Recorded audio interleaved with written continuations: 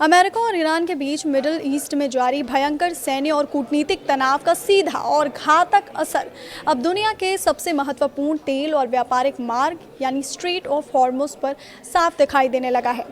मौजूदा सुरक्षा संकट के बीच इस रणनीतिक समुद्री रास्ते से जहाज़ों की आवाजाही सामान्य से काफ़ी ज़्यादा कम हो गई है, जिससे वैश्विक व्यापार और ऊर्जा आपूर्ति पर संकट के बादल मंडराने लगे हैं। इस बीच एक बहुत बड़ा और भू राजनीतिक बदलाव ये सामने आया है कि जान जोखिम में डालने के बजाय अब ज़्यादातर मालवाहक जहाज़ पारंपरिक ईरानी सीमा के बजाय ओमान की तरफ से तय किए गए वैकल्पिक मार्ग का सुरक्षित इस्तेमाल करने लगे हैं।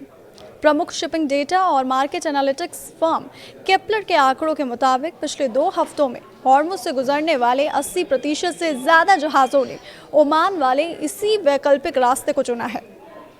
यूएन की अनुमति वाला एक अधिकृत समुद्री रास्ता है, लेकिन ईरान लंबे समय से इसका कड़ा विरोध करता रहा है। केपलर के जाने माने विश्लेषक हुमायून फलाकशाही का कहना है कि मौजूदा ज़मीनी हालात को देखकर साफ अंदाज़ा लगाया जा सकता है कि इस स्ट्रेट ऑफ हॉर्मुज़ पर ईरान का नियंत्रण अब कुछ हद तक कमज़ोर पड़ा है। हालांकि रिपोर्ट्स के मुताबिक ओमान के उत्तरी तट के पास वाले इस वैकल्पिक रास्ते से गुजरने की कोशिश कर रहे कई जहाज़ों को अभी भी ईरानी हमलों और धमकियों का सामना करना पड़ रहा है, जिससे शिपिंग कंपनियों की चिंताएं लगातार बनी हुई हैं। रास्ता बदलने और ओमान के रूट का विकल्प चुनने के बावजूद इस क्षेत्र में समुद्री यातायात अभी तक सामान्य स्थिति में बिल्कुल नहीं लौट पाया है। वैश्विक शिपिंग एजेंसी रॉयटर्स के आंकड़ों पर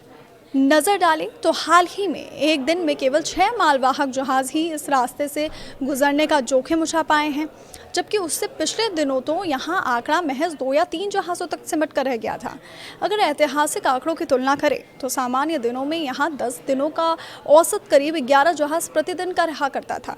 लेकिन मौजूदा संकट ने इस ट्रैफिक को आधा कर दिया है। सबसे डराने वाली बात यह है कि इस दौरान किसी भी बड़े कच्चे तेल के टैंकर या एलएनजी जहाज़ के गुजरने की कोई पुख्ता जानकारी सामने नहीं आई है,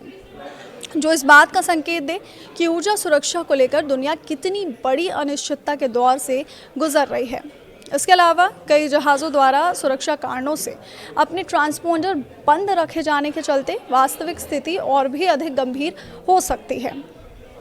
इस समुद्री संग्राम के बीच अमेरिकी राष्ट्रपति डोनाल्ड ट्रंप के बयानों और सोशल मीडिया पोस्ट ने इस विवाद में नया तड़का लगा दिया है। ट्रंप ने सोशल मीडिया के माध्यम से ये बड़ा और सनसनीखेज दावा किया कि स्ट्रेट ऑफ हॉर्मुज़ पर अब पूरी तरह से अमेरिका का नियंत्रण स्थापित हो चुका है। बात यहीं खत्म नहीं हुई, बल्कि उन्होंने एक नक्शे के जरिए हॉर्मुज़ को अमेरिकी टेरिटरी का हिस्सा बता दिया, जिसके बाद अंतर्राष्ट्रीय मंच पर ईरान ने अमेरिका की जमकर खिल्ली उड़ाई।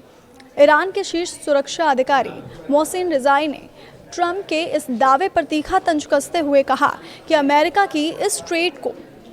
सुरक्षित रूप से खोलने में असमर्थता और उस पर अपना झूठा अधिकार जताने के दावों के बीच ज़मीन और आसमान का फ़र्क है। ईरान का बहुत स्पष्ट रुख ये है कि वो तब तक इस स्ट्रेट को पूरी तरह से नहीं खोलेगा जब तक अमेरिका पिछले महीनों में हुए समझौतों में किए गए अपने कथित वादों और शर्तों को पूरा नहीं कर देता। इस भू राजनीतिक उथल पुथल के बीच यूएई और ईरान के बीच भी एक नया और गंभीर मोर्चा खुल गया। यूएई की तरफ से ये गंभीर आरोप लगाया गया है कि ईरान ने उनकी सीमा को टारगेट करके 2 खतरनाक बैलिस्टिक मिसाइल दागी हैं।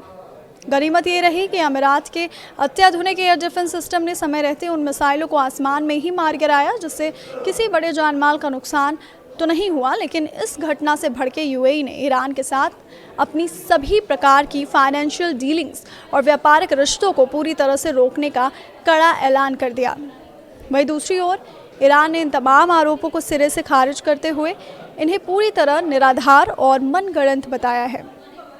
तेहरान का कहना है कि ऐसे भड़काऊ बयान क्षेत्रीय सुरक्षा के लिए केवल मुश्किलें पैदा करते हैं और अच्छे पड़ोसियों के बुनियादी सिद्धांतों के तहत सभी देशों को इस तरह के तनावपूर्ण विवादों से बचना चाहिए।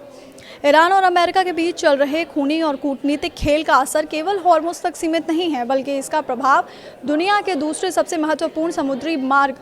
बाब अल मंडेब पर भी साफ दिखने लगा है। हाल ही में इस मार्ग से सिर्फ 19 मालवाहक जहाज़ों ने आवाजाही की, जबकि सामान्य दिनों में इसका 10 दिनों का औसत 26 जहाज़ प्रतिदिन का होता था। इन सबके बीच अमेरिका और ईरान के बीच किसी भी तरह की बातचीत की गुंजाइश को लेकर भी विरोधाभासी बयान सामने आ रहे हैं। एक तरफ जहां खुद राष्ट्रपति डोनाल्ड ट्रंप ने दो टूक शब्दों में ये कह दिया है कि ईरान के साथ फिलहाल ना तो कोई बातचीत हो रही है और ना ही भविष्य में ऐसी कोई बातचीत तय है, तो वहीं दूसरी ओर उनके विशेष दूत और दामाद जेरेड कुशनर ने इसके विपरीत बयानों में बातचीत के रास्ते को सक्रिय और सकारात्मक बताने की कोशिश की थी।